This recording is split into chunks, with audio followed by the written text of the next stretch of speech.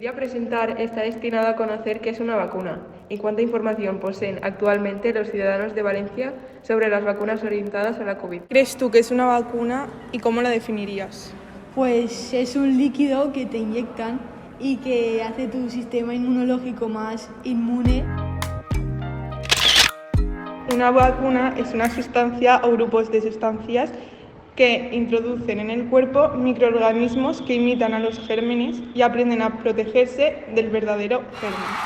Las células memorizan la información para crear anticuerpos y utilizarlos en caso necesario. En 1770, el médico inglés Edward Jenner decidió inocular a un niño pus de la llaga de una mujer que había sido producida por la viruela. A las 6 semanas el niño era inmune. ¿Qué tipos de vacunas conoces? Pues así que me suenen la Moderna y la Pfizer. Vamos a encontrar diferentes tipos de vacunas contra la COVID-19. En primer lugar, encontramos la vacuna de ARN mensajero.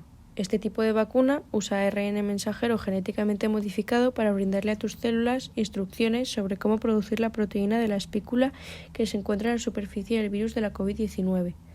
Después de la vacunación, tus células inmunitarias comienzan a producir las partes de la proteína de la espícula y a ubicarlas en la superficie de las células. Esto hace que el organismo produzca anticuerpos. El tipo de vacuna es la de vector viral. El material genético del virus de la COVID-19 se coloca en una versión modificada de un virus diferente, el vector viral. Cuando éste ingresa a las células, entrega el material genético del virus de la COVID-19 que brinda instrucciones a las células para hacer copias de la proteína de la espícula. Una vez que las células ubican la proteína de la espícula en la superficie, el sistema inmunitario responde y crea anticuerpos y glóbulos blancos de defensa.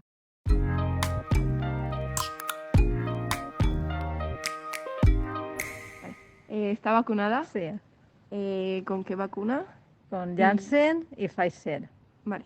¿Y por qué está vacunada usted? Uy, pues mira, pues por la salud mía y la de los demás. Muy bien. Cuando me ofrecieron la vacunación en enero del año pasado, todavía no se sabía nada, ahora tampoco. Estaban en la tercera fase del ensayo clínico y entonces se desconocen muchos de los efectos secundarios a corto y a largo plazo, por lo que no me he querido vacunar. Muy bien.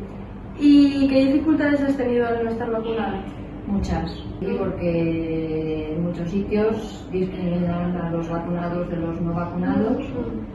La vacunación solo indica con el pasaporte que estás vacunado, no que puedas transmitir o no la enfermedad. ¿Y conoces a mucha gente de tu entorno que no esté vacunada? Sí, más de la que podría imaginarse la población general. ¿En tu clase cuántos niños se han vacunado? De mi clase se han vacunado todos, los 30 niños de cuarto C. ¿Y cómo ha afectado a los grupos burbuja? De momento todavía, hasta que no tengan la segunda dosis, no dejaremos de ser grupo burbuja. ¿Cómo está ahora la situación con el pasaporte COVID? O sea, si tú ahora quieres pedir algo para llevar, también necesitas tener el pasaporte COVID. A todo el mundo pedimos el pasaporte COVID con una acreditación, DNI, carnet de conducir, algo que os identifique. Muy bien. ¿Y crees que viene menos gente desde que se empieza a pedir el pasaporte? Pues puede ser, porque hay bastante gente que no tiene pasaporte COVID.